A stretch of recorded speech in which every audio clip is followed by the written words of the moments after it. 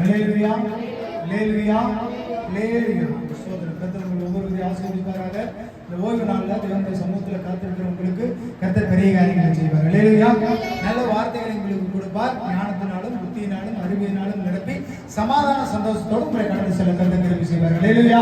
நம்பி விசுவாசிக்கிறீங்க? ஹல்லேலூயா சொல்லுங்க. கர்த்தர் பெரிய காரியங்களை செய்வார். இந்த நேரத்தில் இன்றைய நாளில் சற்று நேர தியானத்துக்காக எடுத்து வாசிக்க யோசுவா 6வது அதிகாரம் 10வது வசனம். யோசுவா ஜனங்களை நோக்கி, நான் சொல்லும் நாள் மட்டும் நீங்கள் ஆர்ப்பரியாமலோ உங்கள் வாயினால் சத்தம் காட்டாமலும் நீங்கள் உங்கள் வாயிலிருந்து ஒரு பேச்சும் புறப்பட வேண்டாம். ஆர்ப்பரியுங்கள் என்று உங்களுக்கு நான் சொல்லும் வாயிலே ஆர்ப்பரிப்பீர்களாக என்று கட்டளையிட்டிருந்தார். ஆமென். ஹல்லேலூயா. அவர் என்ன கட்டளை கொடுத்திருந்தாருங்களாமா? நீங்க ஆர்ப்பரிக்க கூடாது, வாயிலிருந்து எந்த சத்தமும் போடக்கூடாது, பேசவும் கூடாதுன்னு ஒரு கட்டளை. ஹல்லேலூயா. இந்த வார்த்தையை ரொம்ப வருஷமா படிச்சுக்கிட்டு இருக்கிறோம். அநேக நாள் பேசணும்னு ஆண்டவர் வெளிப்படுத்திக்கிட்டு இருந்தார். நேற்றைய தினத்துல 6ஆம் நாள் இல்லைங்களா? எரிகோ ஜெபத்தின் 6வது நாள்ல இந்த 6வது வார்த்தையை படிக்கும் பொழுது கர்த்தர் இந்த நாள் இந்த வார்த்தையை குறித்து பேச சொன்னார். ஹல்லேலூயா. பேச சொல்றதை எதை குறித்து சொன்னாரு? பேசக்கூடாதுன்னு சொன்னார். ஹல்லேலூயா. தேவன் பேச சொன்னது எதை பற்றி? பேசக்கூடாதுன்னு சொல்லி. ஹல்லேலூயா. கட்டளை கொடுக்கிறார். முதலாவது ஒரு கட்டளை. கட்டளைனா என்னங்க? ஹெல்மெட் போடுங்கிறது ரெக்வெஸ்டா கட்டளையா? என்னது? ஒரு ஆர்டர். நீ ரோட்ல போகும்போது ஹெல்மெட் போடுங்கிறது என்னது? ஒரு ஆர்டர். கட்டளை மீறினா என்ன ஆகும்? ஃபைன போடுவாங்க. அப்ப யோசுவா ஒரு கட்டளை போடுறாரு. நான் உனக்கு ஒரு கட்டளை போடுறேன். நான் சொல்ற நாள் வரைக்கும், அந்த ஆர்டர் சொல்ற வரைக்கும், அவர் வாய் திறந்து சொல்ற வரைக்கும் இவர் என்ன பண்ணக்கூடாதாமா? இவங்க யாரும் பேசக்கூடாது. ஹல்லேலூயா. நமக்கு ஆர்டர் கிடைக்கிற வரைக்கும் நீ வாய் திறந்து என்ன பண்ணக்கூடாது? பேசக்கூடாது, சத்தம் போடக்கூடாது. இந்த வேலையே என்ன? ஆர்ப்பரிக்கிறது. ஆர்ப்பரிக்கிறது எதற்காக அவர்கள் ஆர்ப்பரிக்க போறார்கள்? இந்த கதை என்ன கதை? எரிகோ விழணும். நீங்க ஆர்ப்பரிச்சா எரிகோ விழும். ஆனாலும் இவர் சொல்றாரு, நான் கட்டளை கொடுக்கிற வரைக்கும் நீ என்ன பண்ணாத? முதலாவது ஆர்ப்பரிக்காத, இரண்டாவது வாய் திறந்து சத்தம் போடாத, மூணாவது வாய் பேசாத. இந்த 3 வித்தியாசம் இருக்குதா இல்லையா? ஆர்ப்பரிக்கிறதுக்கு, சத்தம் போடுறதுக்கு, பேசுறதுக்கு. இந்த 3க்கு என்ன வித்தியாசம் சொல்லுங்க பார்க்கலாம். ஆர்ப்பரிக்கிறதுனா என்ன? எப்படி ஆர்ப்பரிக்கிறதுனா என்ன சொல்லுங்க? ஒருத்தர் ஒரு கோஷம் போட்டாருன்னா உடனே என்ன பண்றது? பின்னாடி இருக்கிறவங்க எல்லாரும் அது ஆர்ப்பரிப்பு. சத்தம் போடுறதுனா என்ன? ஒருத்தர் ஆர்ப்பரிக்கும் போது இந்த சலப்பட என்ன பண்றது? சத்தம் போடுறது. இந்த வீண் சத்தமும் போடுறாரு. மூணாவது என்னங்க? பேசாதங்கிறது என்னது? உங்க சொந்த பேச்சையும் பேசாத, மத்தவங்க பேச்சையும் பேசாத, யாரும் பக்கத்துல நின்று பேசாத. இல்லையா? இன்னைக்கு கட்டளையே நீ என்ன? பேசாம இருங்க. இல்லையா? நீங்க பேசாம இருக்கிறத நீங்க உங்களுக்கு விதிக்கிற கட்டளை. இல்லையா? அப்ப என்ன வித்தியாசம்? பேசாம எப்படிங்க இருக்கிறது? ஆண்டவர் கூட்டிட்டு போனது நான் பேசி சத்தம் போட்டு துதிச்சு ஆர்ப்பரிச்சு எக்காலம் ஊதும் பொழுது எரிகோ விழுவோம். இல்லையா? எக்காலம் ஊதும் பொழுது எரிகோ விழுவோம். இதுதான் அன்னைக்கு நடக்க வேண்டிய ஒரு மிஷன். அப்படின்னா என்ன? நடக்க வேண்டிய ஒரு காரியம். ஆனா யோசுவா சொல்றாரு, நீ யாரும் என்ன பண்ணிடாத, பேசிடாத. இல்லையா? பேசாம இருப்பதற்கு ஆண்டவர் கற்றுக் கொடுக்கிறார். இல்லையா? நிறைய நேரங்கள்ல பேசி வாட்டர் பானைக்குள்ள ஈ போன மாதிரி இவன் பேசிக்கிட்டே இருக்கிறான்டா. இல்லையா? இது நிறைய காரியங்கள் இருக்குதுங்க. இந்த அர்த்தத்தை நல்லா புரிஞ்சுக்கணும். இந்த வார்த்தைகளை அநேக வருஷம் படிச்சுக்கிட்டு இருக்கிறோம். 3 விஷயத்தை ஆண்டவர் கற்றுக் கொடுக்கிறார். ஆர்ப்பரிப்பது, சத்தம் போடுவது, வாய் பேசாம இருப்பது. இல்லையா? அப்ப இந்த காரியங்களை நீங்க புரிஞ்சு கொள்ள வேண்டியது ரொம்ப அவசியமா இருக்கிறது. யாக்கோபு 1வது அதிகாரம் 19வது வசனம் வாசிங்க. ஆகையால் என் பிரியமான சகோதரரே, யாவரும் கேட்கிறதற்கு தீவிரமாயும் பேசுகிறதற்கு பொறுமையாயும் போதிக்கிறதற்கு தாமதமாயும் இருக்க கடவீர்கள். ஆமென். அல்லேலூயா. அந்த வார்த்தை திரும்ப வாசிங்க. ஆகையால் என் பிரியமான சகோதரரே, யாவரும் கேட்கிறதற்கு தீவிரமாயும், கேட்கிறதற்கு நீங்க தீவிரமா இருங்க, பேசுகிறதற்கு பொறுமையாயும், பேசுவதற்கு பொறுமையா இருங்க. அல்லேலூயா. அப்ப முதலாவது நீங்க என்னத்தை பண்ணணும்? முதல்ல சொல்லுங்க, listen and speak. Listen and speak அப்படின்னா என்ன? முதல்ல கேளுங்க, சொல்லுங்க, முதல்ல கேளுங்க, அப்புறமா பேசுங்க. இப்பெல்லாம் நம்ம என்ன பண்ணிட்டு இருக்கோம்? முதல்ல நீ நிறுத்து, நான் பேசுறத பேசிக்கிறேன், அப்புறமா நான் கேட்டுக்கிறேன். அல்லேலூயா. அதுல ஏதாவது பிரயோஜனம் இருக்குங்களா? ஆண்டவர் சொல்ல, நீ கேட்கறதுக்கு என்னமா எப்படி இரு, தீவிரமா இரு. பேசுறதுக்கு எப்படி இரு, பொறுமையா இரு. அல்லேலூயா. இது பயங்கரமான மிகப்பெரிய சீக்கிரட்டுங்க. இந்த உலகத்துல வாழ்றதுக்கு நீங்க எழுதி தொங்க விட்டுருங்க. கோல்டன் லெட்டர்ஸ் சொல்லுவாங்க தெரியுமா? கோல்டன் வேர்ட்ஸ் சொல்லுவாங்க, சரியா? இதெல்லாம் தங்கமான வார்த்தைகள். இது நமக்கு மட்டும் இல்ல, உலகத்துல வாழ்ற எல்லாத்துக்குமே இந்த வார்த்தை பொதுவானது. கேட்கறதுக்கு நீ எப்படி இது தீவிரமா இரு. முதல்ல கேட்டு பழங்க. நீங்க கேட்டாதான் உங்களால பேசவே முடியும். உங்களுக்கு என்ன தெரிஞ்சிருந்தாலும் பரவாயில்ல, உங்களுக்கு எத்தனை அறிவு இருந்தாலும் பரவாயில்ல, உங்களுக்கு எவ்வளவு ஞானம் இருந்தாலும் பரவாயில்ல, முதல்ல நீங்க என்ன பண்ணுங்க?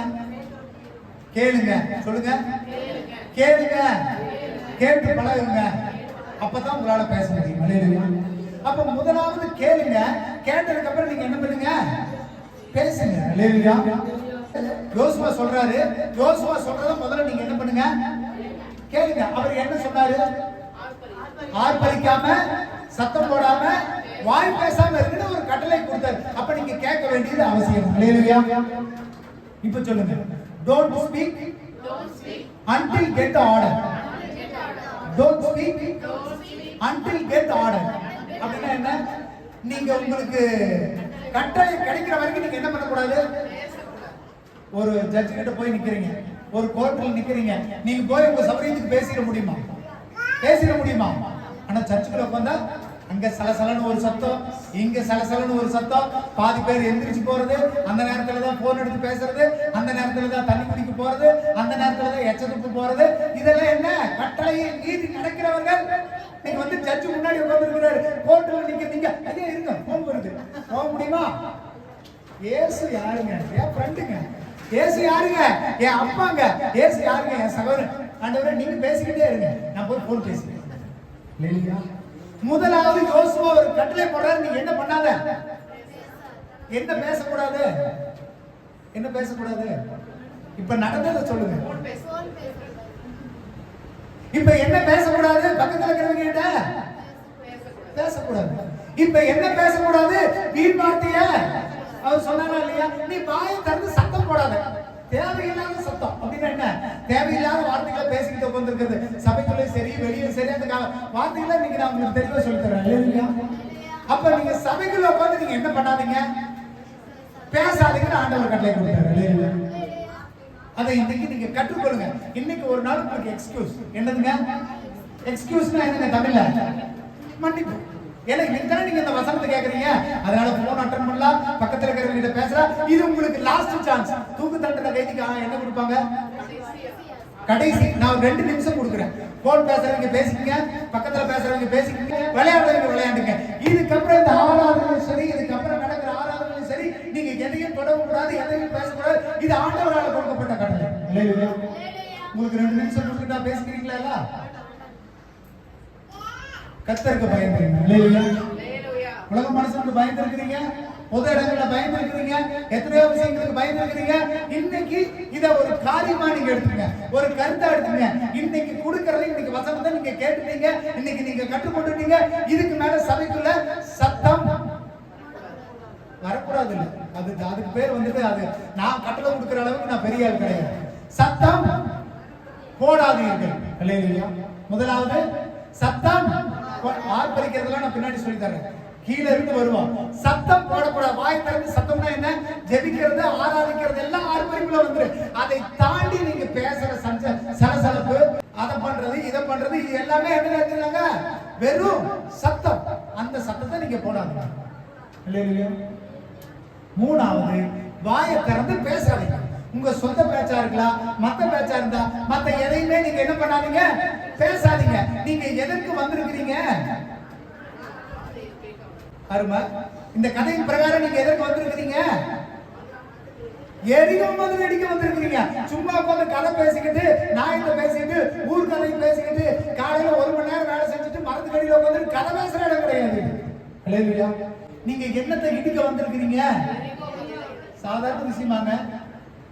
உங்களுக்கு எதிராக இருக்கிற சத்துருவை, உங்களுக்கு எதிராக இருக்கிற பிரச்சனையை, உங்களுக்கு எதிராக இருக்கிற போராட்டத்துக்கு இடிச்சு தள்ள வந்த நீங்க வீண் பேச்சு பேசிட்டு இருக்கலாமா? வீண் வார்த்தைகளை அனுப்பிட்டு இருக்கலாமா? சும்மா சத்தம் போட்டுக்கிட்டு இருக்கலாமா? இதெல்லாம் பண்ணிக்கிட்டு இருந்தீங்கன்னா எரிஞ்ச போட்ட விழுகுமா? ஏங்க, அதுக்கு தான் ஆண்டவர் சொல்றான், முதல்ல எதுக்கு கட்டளை கொடுத்தாரு தெரியுமா? முதல்ல நீ வந்துட்டு டிசிப்ளினா இரு, நீ கண்ட்ரோலா இரு, நீ வந்துட்டு ஞானமா நடந்துக்கோ, புத்தியா நடந்துக்கணும்னு சொல்லி யோசுவா என்ன பண்றாரு? ஒரு கட்டளை கொடுக்குறாரு. அப்ப உங்களுக்கு எவ்வளவு ஞானம் இருந்தாலும் சரி, எவ்வளவு புத்தி இருந்தாலும் சரி, எவ்வளவு அறிவு இருந்தாலும் சரி, முதலாவது நீங்க என்ன பழகுங்க? கேட்டு பழகுங்க. சொல்லுங்க, கேட்டு பழகுங்க. முதலாவது கேட்பது அவசியம். அல்லேலூயா. நீதிமொழிகள் 18வது அதிகாரம் 13வது வசனம் வாசிங்க. காரியத்தை கேட்கும் முன் உத்தரம் சொல்லுகிறவனுக்கு அது புத்தியீனமும் வெட்கமுமாய் இருக்கும். ஆமென். அல்லேலூயா. ஒரு விஷயத்தை சொல்லி முடிக்கிறதுக்கு முன்னாடியே நீங்க பதில் சொன்னீங்கன்னா அது எப்படி இருக்குமா? புத்தியீனமும் வெட்கமா இருக்குமாமா. அல்லேலூயா. ஒருத்தர் வாயை திறந்து சொல்றதுக்கு முன்னாடியே எனக்கு அது தெரியுங்க இது தெரியுதுன்னு சொல்றீங்கன்னா அது ஒரு முட்டாள்தனம், அது உங்களை கேவலமும் படுத்தும். அல்லேலூயா. அவசரப்படாதீங்க, பேசுறதுக்கு அவசரப்படாதீங்க, பொறுமையா இருங்க. முதலாவது கேட்டு பழகுங்க. அல்லேலூயா. எத்தனையோ லட்சம் மக்கள் இருந்தாங்க, எத்தனையோ பேர் இருந்தாங்க. யோசுவா சொல்றாரு, நான் சொல்றத முதல்ல நீ கேளு. அல்லேலூயா. இப்ப நம்ம ஒரு ப்ராஜெக்ட்டுக்கு போறோம், ஒரு மிஷனுக்கு போறோம், ஒரு போருக்கு போறாங்கன்னு வைங்க. ஒரு ராணுவ வீரர்கள் போருக்கு போறாங்க. நினைச்சோடனே ஓடி போய் நினைச்ச இடத்துல இருந்து சுற்ற முடியுமா? நினைச்ச இடத்துல இருந்து சண்டை போட முடியுமா? அதுக்குன்னு என்ன இருக்குங்க? ஒரு ப்ரொசீஜர் இருக்கு, ஒரு ஒழுங்கு இருக்கு, ஒரு கட்டளை. அதை ஃபாலோ பண்ணா முன்னாடி போய் சண்டை போடுறவன் உயிரோட திரும்புவான். அதை ஃபாலோ பண்ணலைன்னா என்ன ஆகும்? இப்ப போர் வீரர்கள் என்ன பண்றாங்க, ராணுவ வீரர்கள் என்ன பண்றாங்க, எல்லாரும் சேர்ந்து டீமா போய் தான் தாக்கணும், அப்படி பதவி இருந்து தான் தாக்கணும் அப்படின்னு ஒரு கட்டளை வந்தா அதை அப்படியே ஃபாலோ பண்ணணும். இல்ல எனக்கு எல்லாம் தெரியும் முன்னாடி ஓடி போய் சுட்டா சுடுறவன் என்ன ஆகும்? செத்து போயிடுவான். ஏன்னா பின்னாடி எத்தனை எதிரிகள் இருக்கிறாங்கன்னு தெரியாது, எங்க இருந்து சுடுவாங்கன்னு தெரியாது, எப்படி இது பண்றாங்கன்னு தெரியாது. அதனால முதலாவது கேளுங்கள், கட்டளையை நீங்கள் கைக்கொள்ளுங்கள். அல்லேலூயா. எரிகோ போட்டு சும்மாலாம் விழுந்துடாது. உங்க வாழ்க்கையில இது வரைக்கும் எத்தனை போராட்டத்தை பார்த்திருப்பீங்க, எத்தனை பிரச்சனை பார்த்திருப்பீங்க, எத்தனை பாடுகளை பார்த்திருப்பீங்க. ஈஸியா முடிஞ்சிருமா அது? அப்ப அதுக்குன்னு ஒரு கட்டளை இருக்கு, ஒரு ப்ரொசீஜர் இருக்கு. இப்போ ஒரு உதாரணத்துக்கு ஒரு ஜூக்கு போறீங்க, அதாவது என்ன, மிருக காட்சி சாலைக்கு போறீங்க. நினைச்ச இடத்துக்குள்ள உள்ள போந்துட முடியுமா? நினைச்ச இடத்துல கையை விட்டுற முடியுமா? நினைச்ச இடத்துல எட்டி தாண்டிட முடியுமா? அதுக்கு ஒரு வரைமுறை நீங்க கொடுத்துருப்பாங்க இல்லையா? நீ அந்த இடத்துக்கு போனா கையை நீட்டக்கூடாது, அங்க போனா உள்ளுக்குள்ள போயிடக்கூடாது. எது சத்தம் போட காரணம் என்ன? எதுக்கு அவங்க சொல்றாங்க மிருக காட்சி சாலையில?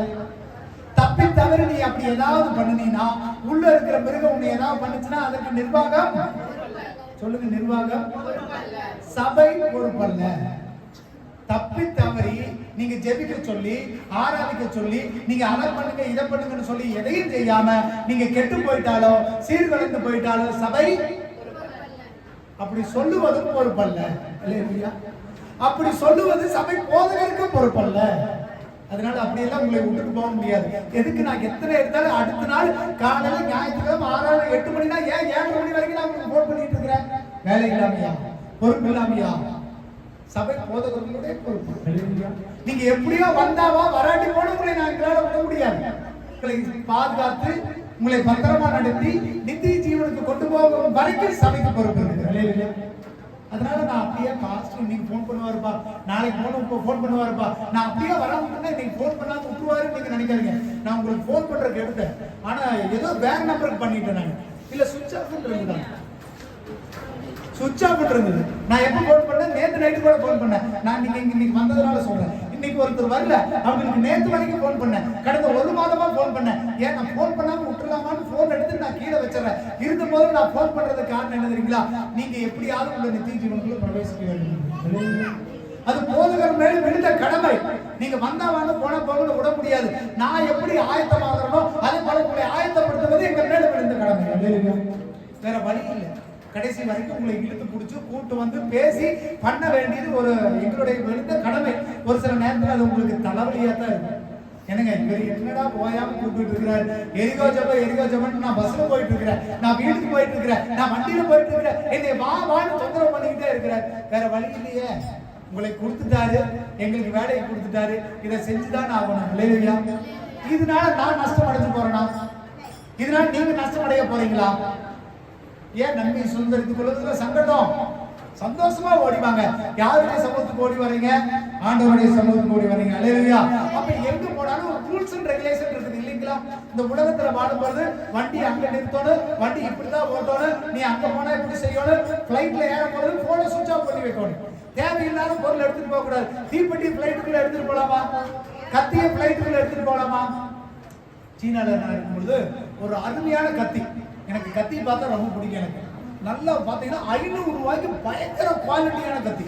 அது மாதிரி கத்தி நான் பார்த்த வெள்ளை நம்ம ஊர்ல வாங்கினா 2000-3000 ரூபாய்க்கு வாங்கணும். ஒரு 2 கத்தி இவ்வளவு நீளத்துக்கு சூப்பரா வாங்கி எல்லாம் பேக் பண்ணி பேக்ல வச்சு ஃபர்ஸ்ட் ட்ரெயின் ஸ்டேஷனுக்கு போறேன். உள்ள போய் பேக் எல்லாம் செக் பண்ணிட்டு வந்து பயங்கரமான சத்தம். அங்க எல்லாரும் கூடிட்டாங்க. சத்தம். அவன் பேசுறது நமக்கு புரியாது, நம்ம பேசுறது அவனுக்கு புரியாது. ஸ்கேன்ல பார்த்தா இவ்வளவு பெருசா என்னமோ தெரியுது. எல்லாம் ஓடியாங்க. பேக் தரங்க திறந்து பார்த்தா அதுக்குள்ள அவ்வளவு பெரிய கத்தி. என்னை அப்படியே ஓரமா நிக்க வச்சுட்டாங்க. ஏன்டா நிக்க வைக்கிறீங்க? எங்க ஊர்ல கத்தி கிடைக்காது, உடுங்கடா 500 ரூபாய்க்கு இந்த கத்தி கிடைக்குதே, நான் வாங்கிட்டு போறேன்னா. நான் உள்ள போகும்போது பிளைட் வரைக்கும் போகல, ட்ரெயின்லயே பிடிச்ச அந்த 2 கத்தி எடுத்துட்டாங்க. அழகான கத்தி போயிடுச்சேன்னு நான் கவலைப்படுறதா இல்ல அங்க கிடைக்கிற சேஃப்டி ரூல்ஸ் அண்ட் ரெகுலேஷன் மதிக்கிறதா? எதை நான் செய்யணும்? கத்தியை எடுத்துட்டு போகணுமா, அதை அங்கேயே வச்சுட்டு போகணுமா? ரூல்ஸ் அண்ட் ரெகுலேஷனை ஃபாலோ பண்ணணும். எரியோ போட்டு உழுகிறதுக்கு நீ பேசாதே யோசுவா கட்டளை கொடுத்துட்டாரு. அல்லேலூயா. நான் அமைதியா தான் போறேன். என் பக்கத்துல இருக்கிறவங்க பேசினா என்ன ஆகும்? இல்ல பக்கத்துல வந்து கதையை பேசிக்கிட்டு நான் இந்த பேசிக்கிட்டு எதையோ பேசிக்கிட்டு வந்தேன்னா அந்த எரியோ போட்டு விழுந்துருக்காதா? ஏங்க கட்டளைங்கிறது எல்லாருக்கும் பொதுவானதா, பொது இல்லையா? ஒரு கட்டளைங்கிறது பொதுவான கட்டளை. அல்லேலூயா. நீ இதை செய்யாதீங்கன்னா செய்யக்கூடாது. அதுக்குள்ள நீ கொண்டு போற ஒரு சின்ன ஒரு பொருள் கூட எல்லாத்தையும் பாதிப்புகளை கொண்டு வந்துடும். பிளைட் உள்ள நெருப்பியோ தீப்பிடியோ கொண்டு போகாதீங்க. காரணம் என்ன? ஏதாவது தப்பி தவறி வெடிச்சிருச்சுன்னா, தீ பிடிச்சிருச்சுன்னா நீ முடிதான் சாவையா? என்ன நடக்கும்? எரியோ போட்ட விடுகணும்னா பேசக்கூடாதுன்னா அது ஒருத்தரா இருந்தாலும் சரி, 1,00,000 பேரா இருந்தாலும் சரி, பேசக்கூடாதுன்னா நீ என்ன பண்ணக்கூடாது? சத்தம் போடக்கூடாதுன்னா நீ என்ன பண்ணக்கூடாது? ஆர்ப்பாய்க்க கூடாதுன்னா நீ என்ன பண்ணக்கூடாது? ஏங்க எனக்கு ரூல்ஸ் எல்லாம் பிடிக்காதுங்க.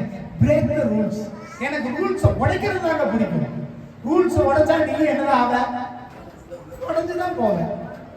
பைக்ல 60க்கு மேல போனா அந்த கிரீன் இது வச்சிருப்பாங்க, சேஃப்டி லைன் வச்சிருப்பாங்க. நீ 120ல போனா அந்த சேஃப்டி தாண்டும் பொழுது உனக்கு என்ன இல்ல? அதே சொல்லுங்க. சேஃப்டி தாண்டும் போது உனக்கு என்ன இல்ல? சேஃப்டி இல்ல. அது உன்னோட தலையெழுத்து. 100-120க்கு மேல போனா வண்டி பிரேக் பிடிக்காது, வண்டி வலிக்கு விடும், யாரா மேல இடிச்சிருவ. இது வண்டி தயாரிக்கிறவனே கொடுக்கிற கட்டளைகள். ஆனா அதையும் தாண்டி நான் இதுக்கு மேலதான் போகணும்னு சொன்னா வண்டி கீழே விழுந்தாலோ நீங்க கீழே விழுந்தாலோ ஒன்றும் செய்ய முடியாது. அப்ப யோசுவா ஒரு கட்டளை கொடுக்கிறாரு, நீ என்ன பண்ணு? பேசாம இல்லையா? உங்களை என்ன பண்ண சொல்றாரு ஆண்டவரே? எங்க பேசாம இருக்கணும்? இப்ப திரும்ப வருவா. உபாகமம் 4வது அதிகாரம் 1வது வசனம் 2வது வசனம் வாசிங்க. நீங்கள் தெரிந்திருக்கும் படிக்கும் உங்கள் பிதாக்களின் தேவனாகிய கர்த்தர் உங்களுக்கு கொடுக்கிற தேசத்தில் நீங்கள் பிரவேசித்து அதை சுதந்திரித்துக் கொள்ளும்படியும் நீங்கள் கைக்கொள்வதற்கு நான் உங்களுக்கு போதிக்கிற கட்டளைகளையும் நியாயங்களையும் கேளுங்கள். நான் உங்களுக்கு கற்பிக்கும் உங்கள் தேவனாகிய கர்த்தரின் கட்டளைகளை நீங்கள் கைக்கொள்ளும்படி நான் உங்களுக்கு கற்பிக்கிற வசனத்தோட நீங்கள் ஒன்றும் கூட்டவும் வேண்டாம், அதில் ஒன்றும் குறைக்கவும் வேண்டாம். ஆமென். அல்லேலூயா. நான் சொல்ற கற்பனை கட்டளைகளை கேளுங்க. நீங்க அதோட ஒன்னையும் கூட்டாதீங்க, ஒன்னையும் குறைக்காதீங்க. அல்லேலூயா. இப்ப ஆண்டவர் விதிக்கிற கற்பனை கட்டளைகளை கேட்டு நடந்து அதன் பிரகாரம் செய்யுங்க. நீ ஒரு வார்த்தை கூட சொல்லாத, ஒரு வார்த்தை கூட என்ன பண்ணாத, குறைக்காது. அல்லேலூயா. இன்னைக்கு நம்ம சொல்றோம், சிஸ்டர் உங்க வீட்டு ஜெபம் வைங்க. சரிங்க, நான் பாக்குறேன். என்ன பண்றேங்க? வீட்டு ஜெபம் வைக்கிறதுக்கு நான் முயற்சி பண்றேங்க. நீங்க வந்தீங்கன்னா எனக்கு கொடுக்கறதுக்கு காணிக்க கையில் இல்லைங்க. நீங்க வந்தீங்கன்னா நீங்க டீ காபி கொடுக்கறதுக்கு எனக்கு வழி இல்லைங்க. அதனால இன்னைக்கு நீங்க ஜெபத்துக்கு வர வேண்டாம். நீங்க என்னைக்கு ஜெபத்துக்கு வாங்க? எனக்கு எப்ப கையில காசு இருக்குதோ, எப்ப நான் சம்பளம் வாங்குறனோ, எப்ப நான் எல்லாம் செலவு பண்ணிட்டு உங்களுக்கு ஒதுக்கி வைக்கிறனோ அப்ப வாங்க. ஆண்டவர் என்ன சொல்றாரு? நீ ஒரு வார்த்தையும் கூட்டாத, ஒரு வார்த்தையும் குறைக்காதீங்கிறார். ஆனா நம்ம பேரம் பேசிக்கிட்டு இருக்கிற பாஸ்டர் இன்னைக்கு வரல. பாஸ்டர் இன்னைக்கு நான் என்ன பண்றேன்? வெளியே போறேன். ஏங்க சபையில சொல்லுகிற வார்த்தைகள் கிடையாதுங்க, அது தேவனிடமிருந்து வருகிற வார்த்தை. இன்னைக்கு உங்க வீட்டுல வர்ற ஜெபிங்கன்னா ஆண்டவர் என்ன சொல்றாரு? நான் இன்னைக்கு உங்க வீட்டுக்கு வர்றேன், உங்க வீட்டுல என்ன வந்திருக்குது? ரட்சிப்பு வந்திருக்குது அப்படிங்கிறாரு. அந்த ரட்சிப்பை தட்டி வீசிட்டு போறீங்களா? அப்படி தட்டி வீசிங்க போன எத்தனையோ பேர் நீங்க சபைக்குள்ள இல்லை. எத்தனையோ முறை நான் கட்சி பார்த்தேன், எத்தனையோ முறை சொல்லி பார்த்தேன். வீட்டு ஜெபம் வைங்கன்னு சொன்ன அன்னைக்கு இன்னைக்கு அவங்க இந்த இடத்துலயே இல்லாம போயிட்டாங்க. இது எனக்கு பிடிச்சு நான் உங்களோட பேசல. நான் பெற்றோடுக்கிற கட்டளைக்காக உங்களுக்கு சொல்ல, உங்களை வைங்கன்னு சொல்றது எதுக்கு? இன்னைக்கு சகையை பார்த்து ஆண்டவர் சொன்னாரு, இன்னைக்கு உங்க வீட்டுக்கு என்ன வந்தது? அந்த ரட்சிப்பை தள்ளி விட்டு போயிறாங்க. பேரம் பேசிக்கிட்டு இருக்காதீங்க. இன்னைக்கு வாங்க நாளைக்கு வாங்க, உங்க பணத்தை பார்த்தோம் பொருளை பார்த்தோம் உங்களுக்கு ஜெபிக்க வர்றது கிடையாது. இன்னைக்கு ஆண்டவர் போக சொல்றாரு, இன்னைக்கு பேச சொல்றாரு, அதுக்காக தான் உங்க வீட்டை நோக்கி ஓடி வாங்க. இல்லையா? அதை தட்டி கழிச்சுட்டு போயிடாதீங்க. அந்த ஆசீர்வாதம் யாருக்கு தான் நஷ்டம்? உங்களுக்கு தான் நஷ்டம். சகைவா ஆண்டவர் கூப்பிடணுங்கிறது விருப்பம் கிடையாது. அவனை பார்க்கணுங்கிறது விருப்பம் கிடையாது. அவன் மரத்துல ஏறி உட்கார்ந்து ஆவணா பார்க்கும்போது ஆண்டவர் சொல்றாரு, சகைவே நீ இறங்கி வா, நான் இன்னைக்கு உங்க வீட்டுக்கு வரேன். எல்லாத்துக்கும் பொறாம. ஆண்டவர் வேற ஒரு பிளான் தான் போயிட்டு இருக்கிறாரு. சகைவை பார்க்கறது பிளான் கிடையாது. ஏதோ பிளானுக்கு போனவர் உங்க பக்கமா திரும்பி, ஸ்டீபன் என்ன நீ வீட்டு ஜெபமே வைக்கிறது இல்லை. இன்னைக்கு நான் சொல்றது தேவனுடைய வார்த்தை எழுதி வச்சுங்க. இன்னைக்கு நான் வீட்டுக்கு ஜெபத்துக்கு வரேன்னு ஆண்டவர் என்னைக்காவது வார்த்தை கொடுத்தான். இன்னைக்கு இல்லை, என்னைக்காவது வார்த்தை வந்தா. இன்னைக்கு லதகா வீட்டு ஜெபத்துக்கு போறது விருப்பம். ஆனா வார்த்தையை மாத்தி இங்க ஜெபம் வைக்கனா அங்க வச்சா கூட காரணம் அந்த வீட்டுக்கு என்ன வருது? உங்களுக்கு வார்த்தை வரும்பொழுது உங்க வீட்டுல ஜெபிக்க வர்றதுக்கு ஆண்டவர் வார்த்தை கொடுக்கும் பொழுது தயாரா இருங்க. அதுக்கு பணம் தேவையில்லை, பொருள் தேவையில்லை, ஆசை தேவையில்லை, அந்தஸ்து தேவையில்லை. ஆண்டவர் அதெல்லாம் பார்த்து தான் வீட்டுக்கு போனாரா? ஆண்டவர் வீடு கோபுரத்தை பார்த்து வீட்டுக்கு போனாரா? நல்ல பணக்கார வீட்டுக்கு போனாரா? உங்க வீட்டுக்கு வர்றதுக்கு ஆண்டவர் சித்தம் கொண்டா நீங்க தடையா இருக்கிறாங்க. தேவனுடைய வார்த்தையை கேளுங்க. உங்க வீட்டுக்கு வராம இன்னைக்கு எங்களால படுத்து தூங்க முடியுமா முடியாதா? அன்னைக்கு உங்க வீட்டுக்கு ஜெபத்துக்கு வராம எங்களால வேற வேலை செய்ய முடியுமா முடியாதா? ஜெபம் வைக்கணும், வீட்டுக்கு வரணும்னு சொன்னா இது வரைக்கும் நான் நிறைய பேருக்கு சொல்லி இருக்கிறேன். இதற்கு மேல ஆண்டவர் ஏவுனா நீங்க கட்டாயம் அதை செய்துதான் ஆகணும். இதை வந்துட்டு ஆண்டவர் என்ன ரெக்வெஸ்டா சொன்னாங்க. யோசுவா என்ன சொன்னாங்க? மன்றாடி முட்டிக்கால் போட்டு, ஏங்க நீங்க பேசாதீங்க, தயவு செய்து நீங்க பேசாம இருக்கிற கெஞ்சினாரா? ஒரு ஊழியனுடைய வேலை கட்டளை கொடுப்பது, உங்கள்கிட்ட கெஞ்சுவது கிடையாது. யோசுவா கெஞ்சிருந்தா அவங்களால எரிக்க போட்டு உடைச்சிருக்க முடியாது, காணாதுக்குள்ள போயிருக்க முடியாது. நான் இன்னைக்கு நான் உங்க காரணம் வந்து கெஞ்சிட்டு இருந்தா உங்களால நித்தியஜீவனை பெற்றுக்கொள்ளவே முடியாது. கட்டளை கொடுக்கிற நேரத்துல கேட்டுதான் ஆகணும். கேட்கறதுக்கு நீங்க விருப்பம் இருந்தீங்கன்னா உங்களுடைய எரிக உடையும், நீங்க நித்திய ஜீவனுக்குள்ள போவீங்க, நீங்க காடானுக்குள்ள போவீங்க. இந்த வார்த்தை சொல்லப்படுகிறது உபாகமம் 4வது அதிகாரம் 1வது வசனம் 2வது வசனம் சொல்லுது, நான் சொல்ற கற்பனை கட்டைகளை கேளுங்க, அதோட நீங்க என்ன பண்ணாத ஒண்ணு கூட்டம் செய்யாதீங்க, உடனே குறைக்கவும் சொல்லாதீங்க. தேவனுடைய சமூகத்துல இருந்து ஒரு வார்த்தை வந்துருச்சுன்னு சொன்னா நீங்க என்ன பண்ணக்கூடாது? கூட்டவும் கூடாது, முதலாவது கேளுங்க. ஆமென். கேட்கிற வார்த்தை எல்லாருக்கும் கிடைக்காதுங்க. இன்னைக்கு நான் இந்த சொல்ற வார்த்தை இன்னைக்கு ஒருவேளை விட்டுட்டீங்கன்னா திரும்ப உங்களால கேட்க முடியுமா? கேட்க முடியாது. இன்னைக்கு பரிசுத்த ஆவியானவர் ஒரு வார்த்தை பேசுறாருன்னா அதை அப்படியே புடிச்சுக்கணும். கதிரவேலையா 3வது வாரம் பேசும்பொழுது ஒரு காரியத்தை நான் பேசும்போது சொன்னேன். 3வது வாரம் நம்ம ஒரு வார்த்தை பேசணும். என்ன பேசணும் தெரியுங்களா? கல்லறை திறந்து விடுங்க, நாங்க போகணும்னு பேசணும். இல்லையா? இது ஒரு வார்த்தையா தான் நிறைய பேர் கேட்டீங்க. ஆனா நான் விசுவாசிச்ச நிறைய நேரத்துல ஆண்டவர் வார்த்தை செய்வாரு. அன்னைக்கு ஐயா சொல்றாரு, என் பக்கத்துல ஒரு பயங்கரமான துர்நாற்றம் வீசுச்சு, சபைக்குள்ள இருந்து வெளியே போற மாதிரி ஒரு நாட்டம் வெளியே போச்சு அப்படின்னு. அதை 2 வாரம் கழிச்சு தான் பேசும்போது சொன்னாரு. அப்ப சத்தியங்கள் பேசும்போது தேவனுடைய வார்த்தை சொல்லும்போது அன்னைக்கு சொல்லிட்டு உன் பாவத்தை அறிக்கிட்டு உன் குற்றத்தை நீங்க ஒப்பு கொடுத்தீங்கன்னா உங்களுடைய நாற்றம் மாறி போகும். அன்னைக்கு நீங்க எத்தனை பேர் ஒப்பு கொடுத்து ஜோம் பண்ணீங்களோ தெரியாது, அது நாற்றமாய் சத்துருவாய் வெளியே போயிருந்தது. அதை யார் விசுவாசிக்கிறீங்களோ யார் நம்புறீங்களோ அவங்களுக்கு தான் வெளிப்படும். இயேசுவை எல்லாத்தாலையும் பார்க்க முடியல, கூட இருந்தவங்களாலே பார்க்க முடியல. கண்ணு திறந்தவங்க தான் இயேசுவை கண்டுபிடிச்சிட்டாங்க. அன்னைக்கு அவர் அந்த சத்தியத்தை அவர் கேட்டிருக்கிறாரு, உணர்ந்திருக்கிறாரு, அதை அவரால் உணர முடிந்தது. ஆமென். அப்ப இந்த பேசுற பிரசங்கம் சும்மா போகாதுங்க. ஒரு வார்த்தையோட சும்மா வெளியே விழுகாதுங்க. உங்க உடம்புக்குள்ள போய் அந்த கிரியை செய்து உங்க வாழ்க்கையை மாற்றும். அதை நீங்க நம்பினா மட்டும் தான் நடக்கும். நம்பலைன்னா அது என்ன? அந்த வார்த்தை வெறுமை, அது சும்மா கீழே போட்ட ஒரு பொருளுக்கு தான் சமம். அதை நம்பி நீங்க ஏற்றுக்கொண்டீங்கன்னா அந்த வார்த்தை உங்களுக்குள்ள போய் அது உங்களுக்குள்ள கிரியை செய்யும். விசுவாசிக்கிறீங்களா இல்லையா? தேவனுடைய வார்த்தை ஒன்றும் ஒரு நாளும் ஒருபோதும் சும்மா கீழே விழுந்து போறதுக்காக தேவனுடைய வார்த்தை எழுதப்படல.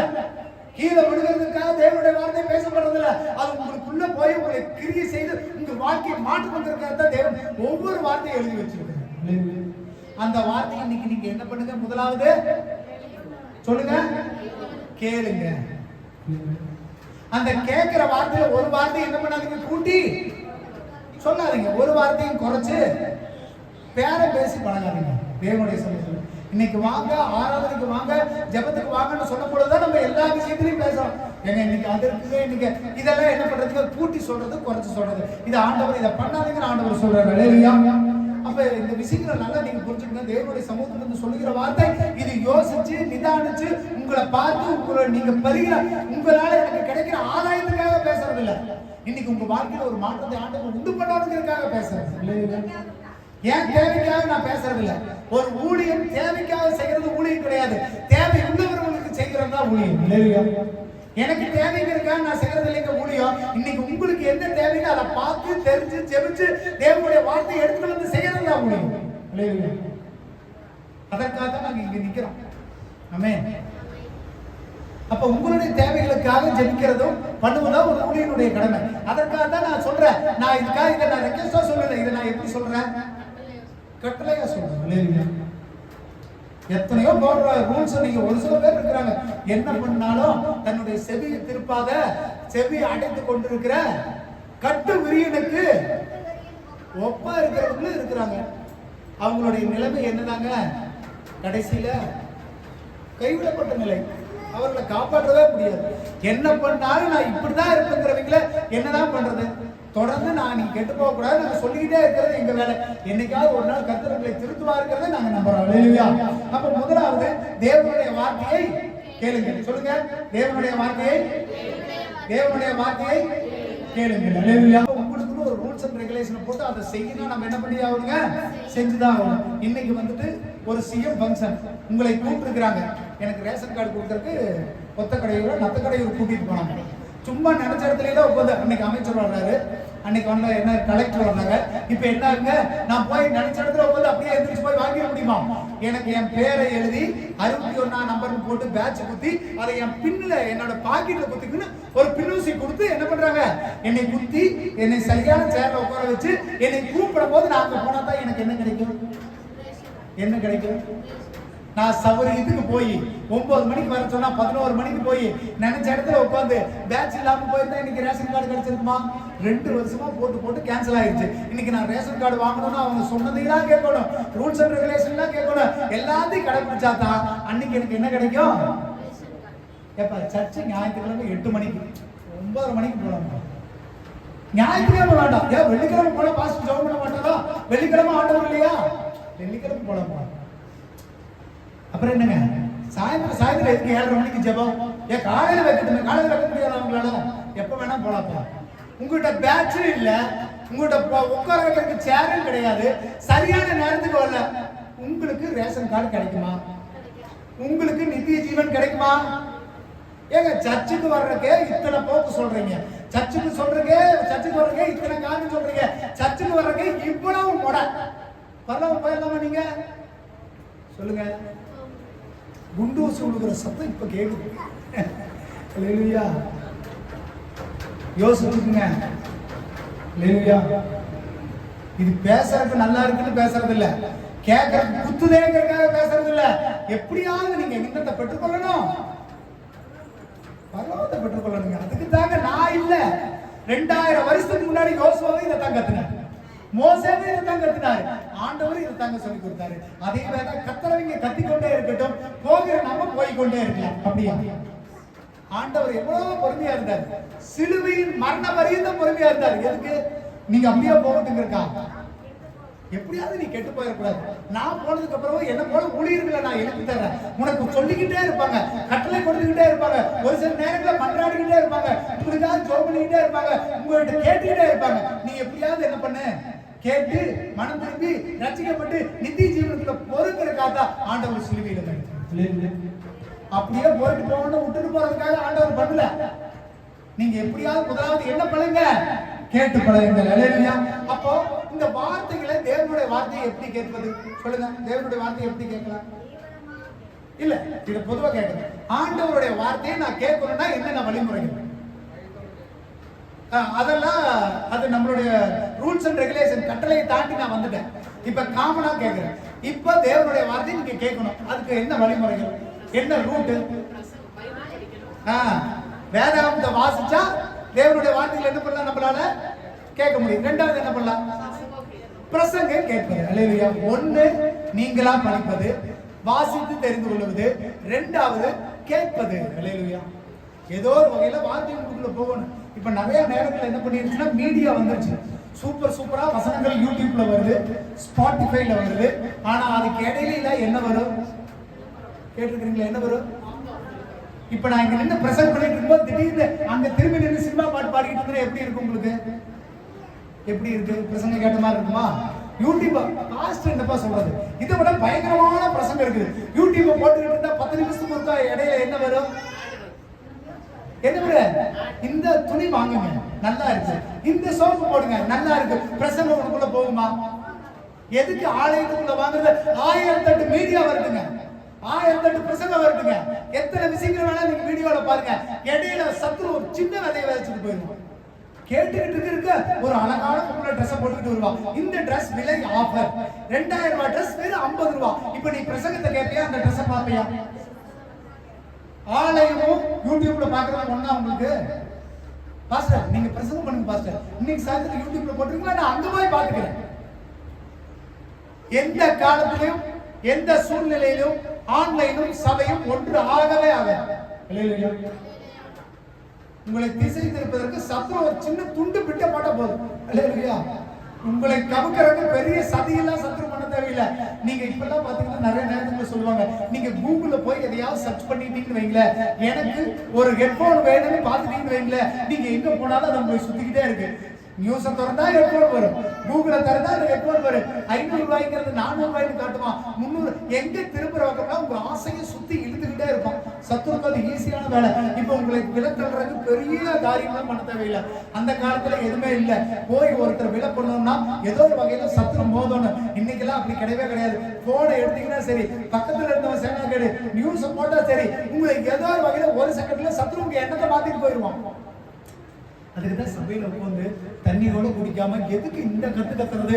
ஒரு நிமிஷம் கேப் விட்டா உங்க சிந்தனை எங்க போயிடக்கூடாது, பேசிக்கிட்டே இருக்கணும். ஸ்டீபன் கண்ணை பார்த்தே பேசிக்கிட்டு இருக்கணும். அப்படியே அவர் நினைச்சுக்கிட்டு இருப்பாரு, இன்னைக்கு மத்தியானம் என்ன பண்ணலாம், வார்த்தை எடுத்து செய்யலாமா இல்ல சிக்கன் எடுத்து செய்யலாமா, வாரம் வேலை செய்யலாம்.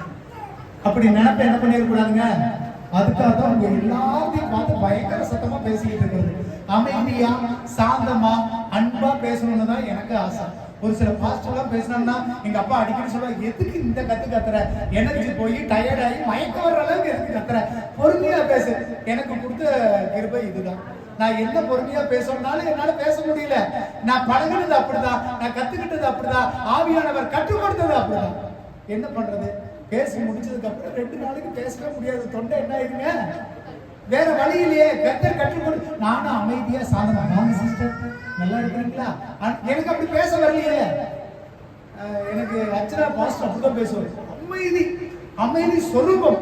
அவர் பேசுறாருன்னா வலிக்காம வாழைப்பழத்துல ஊசி குத்துற மாதிரி குத்துவார்.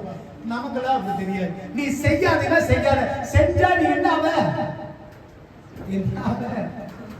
நிறைய பிரசங்களோட என்னோட பிரசங்க எண்டிங்ல எப்படி தெரியுமா இருக்குங்க, நீ கட்டுக்கொண்டீங்கன்னா நித்திய ஜீவன், இல்லைன்னா உனக்கு என்ன நரகம். அப்படித்தான் எனக்கு முடிக்க தெரியும். சிஸ்டர் வாங்க சிஸ்டர், இன்னைக்கு வந்தீங்கன்னா நல்லா இருப்பீங்க, இல்லைன்னா என்னங்க உங்களுக்கு லேசா உடம்பு வலிக்கும், லேசா தலைவலிக்கும், இப்படி எல்லாம் எனக்கு பேச தெரியாது. பரிசுத்த ஆவியான நீ பலவீனப்படுவ, நீ பலனற்று போவ, நீ விழுந்து போவேன்னு சொன்னா நான் எனக்கு அப்படிதான் பேச தெரியும். உங்களை முழுகி பூச்சு பூசா பேசுறதுக்கு சபைகள் ஒவ்வொரு சபைக்கும் ஆண்டவர் ஒவ்வொரு கிருபைகளை கொடுத்திருக்கிறார். அந்த கிருபைகள் நடக்கிறவங்க அதே மாதிரி நடக்கிறீங்க. தாயை போல பிள்ளை, நூலை போல சேலை. அப்ப எப்படி நடைமுறைப்படுத்துகிறோமோ அப்படி நீங்க கற்றுக்கொண்டீங்கன்னா நித்திய ஜீவனுக்கான பாதை லகுவானது. இல்லையா? ஒரு சில நேரத்துல கடினமா தான் இருக்கு, ஒரு சில நேரத்துல கஷ்டமா தான் இருக்கு. சின்ன பையனா இருந்தா இன்னைக்கு என்னன்னா இன்னைக்கு திட்டி பேசுறான், என்னோட நாளைக்கு வேற பாஸ்ட் ஆர்டினேஷன் எடுத்துட்டு போறான், இனி என்னென்ன பேச போறானோ. அப்படி ஏதாவது உங்களுக்குள்ள கவலை இருக்குதா? அப்படி நான் யாரையும் பார்க்கல. நான் கூட யோசிச்சு நான் பின்வாங்கினேன். நீங்களே ரொம்ப சந்தோஷப்பட்டீங்க, அதுக்காக கர்த்தரை நான் ஸ்தோத்திரிக்கிறேன். இல்லையா? என்னை வந்துட்டு 4வது படிக்கும் போது கர்த்தருக்கு ஒப்பு கொடுத்தாங்க. ஆனா பாஸ்ட் ஆர்டினேஷன் வாங்குறது 41வது வயசுல தான். இல்லையா? எனக்கு பேச தெரியும், ஜெபிக்க தெரியும், பாட தெரியும், சபைக்குள்ளேயே வளர்ந்த. இருந்தாலும் அதற்காக நான் என்ன பண்ண வேண்டியதா இருந்தது, காத்திருக்க வேண்டியதா இருந்தது. இரண்டாவது நீங்க கற்றுக்கொள்ள வேண்டியது, கேட்பதற்காக நீங்கள் காத்து கொண்டிருங்கள். அல்லேலூயா. நீங்க எப்படி இருக்கணுங்களா, பொறுமையோட காத்திருங்கள். அல்லேலூயா. யாக்கோபு 5வது அதிகாரம் 7வது வசனம் வாசிங்க. இருக்க சகோதரரே, கர்த்தர் வருமளவும் நீடிய பொறுமையாயிருங்கள். இதோ பயிரிடுகிறவன் பூமியின் நற்பலனை அடைய வேண்டும் என்று முன்மாறியும் பின்மாறியும் வரும் அளவும் நீடிய பொறுமையோட காத்திருக்கிறான். ஆமென். அல்லேலூயா. ஒரு விதை போடுறவன் கூட என்ன பண்ணிட்டு இருக்கிறானா? காத்துக்கிட்டு இருக்கிறான். எதுக்கு காத்துக்கிட்டு இருக்கிறான்? மழை எப்ப வரும், செடி எப்ப வளரும், எந்த மாதத்துல அறுவடை செய்யணும், அவன் காத்திருக்கிறானா இல்லையா? அப்ப நித்திய ஜீவனுக்குள்ள போக வேண்டிய நீங்கள் பொறுமையோட காத்திருங்க.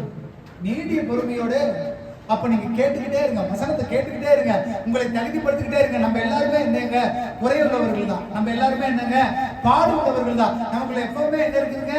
குறை இருந்துட்டு தான் இருக்குது. நம்ம கேட்கிறவர்களா இருக்க வேண்டும். அல்லேலூயா. கேட்கறது எப்படி கேட்கணுமாமா? நீடிய பொறுமையா கேட்கணும். அல்லேலூயா. அந்த பொறுமையை விட்டுறக்கூடாது. இன்னைக்கு என்னங்க வழக்கமா வந்துட்டு டக்குனு முடிச்சிருவாரு 10 மணிக்குள்ள. இன்னைக்கு என்னடா லேட் ஆகிட்டே இருக்குது, ரொம்ப நேரம் பேசிக்கிட்டே இருக்கிறார். இன்னைக்கு என்னமோ ஆண்டவர் பேச சொல்றாரு, நான் பேசுறேன். அதனால நீங்க என்ன பண்ணுங்க? எபிரேயர் 12வது அதிகாரம் 1வது வசனம் வாசிங்க. மேகம் போன்ற இத்தனை திரளான சாட்சிகள் நம்மை சூழ்ந்து கொண்டிருக்க, பாரமான யாவற்றையும் நம்மை சுற்றி நெருக்கி நிற்கிற பாவத்தையும் தள்ளிவிட்டு விசுவாசத்தை துவக்குகிறவரும் முடிக்கிறவருமாய் இருக்கிற இயேசுவை நோக்கி நமக்கு நியமித்த ஓட்டத்திலே பொறுமையோட ஓடக்கணும். இது சாதாரண விஷயம் கிடையாதுங்க. எடுத்தோடனே இன்னைக்கு நான் நித்திய ஜீவனுக்குள்ள போறது கிடையாது. கிறிஸ்துவ வாழ்க்கை ஒவ்வொரு நாளும் கத்துக்கணும். ஒவ்வொரு நாளும் நீங்க தெளிவுபடணும். ஒவ்வொரு நாளும் கிறிஸ்துவுக்குள்ள வரணும். அப்படி வராம அப்படி போகாம நான் நித்திய ஜீவனுக்குள்ள போகணும்னா போக முடியாது. இது ஒரு லாங் வே ரன். ஒரு பிளைட்னா இன்னைக்கு ஒரு பிளைட் கதையாவே வருது. பிளைட்டை எடுத்தா கொஞ்ச தூரம் டாக்ஸி அப்படிம்பாங்க. அப்படின்னா என்னன்னா ரொம்ப தூரம் ரன்வேல போகணும். அதாவது எடுத்தோடனே அப்படியே பறந்துட முடியாது. நீங்க போயிட்டே இருக்கணும். ஒரு 100 kilometre speed, 200 kilometre speed, 300 kilometre speed, 400 kilometre speed, ஒரு குறிப்பிட்ட ஸ்பீடு அடைஞ்சதுக்கு அப்புறம் தான் அந்த பிளைட்டை மேலே தூக்க முடியும். நினைச்சோடனே பிளைட்டை தூக்க முடியுமா? பைக்ல எடுத்து முருகனே 120ல போக முடியுமா? பல்சர் எத்தனை கிலோமீட்டர் ஸ்பீட்ல போகுங்க? 180 போகும் நீங்க போறது. ஆனா பல்சரோட கெபாசிட்டி எவ்வளவு ஸ்பீடு போகும்? ஒரு 180 கிலோமீட்டர் ஸ்பீடு போகும். எடுத்து ஸ்டார்ட் பண்ணி முருகனா வண்டி போயிருமா? வண்டி ஒரு பக்கம் போகும். கிறிஸ்துவ வாழ்க்கை அப்படித்தாங்க. எடுத்தது எப்பா வெள்ளச்சட்டை சர்ச்சுக்குள்ள நடந்தாலே வெள்ளச்சட்டை. ஒரு நாள் வரும். ஆவியானவர் இன்னைக்கு உணர்த்தினார். நம்ம சபை பெரிதாக்கப்படும், மக்கள் அதிகரிக்கப்படுவார்கள். அன்னைக்கு உங்களுடைய நடை உடை பாவனை எல்லாம் நீங்க மாத்துக்கிற நேரமும். இன்னைக்கு அவசரப்படாதுங்க. இன்னைக்கு நேரம் இல்ல. இன்னைக்கு கலர் கலரா டிசைனா ஷர்ட் போட்டுக்கலாம், பூ போட்டு போட்ட துணியெல்லாம் போட்டுக்கலாம், கலர் கலரா எல்லாம் வேணா வரலாம். உங்களுக்கு ஒரு நாள் நிச்சயம் ஆண்டவர் கொண்டு வருவார். அன்னைக்கு நீங்கள் மறுரூபமாகுவீர்கள். உங்களுடைய அலங்காரம், உங்களுடைய ஆடை, உங்களுடைய நடை உடையும் மறுரூபமாக்கப்படும். இது நான் சொல்ல, கர்த்தர் இன்னைக்கு உணர்த்தினால் நான் உங்களுக்கு நான் சொல்றேன். அதற்கான ஏற்ற வேலை வரும். அவசரப்பட நீங்க ஓட வேண்டிய ஓட்டத்தை பொறுமையோட.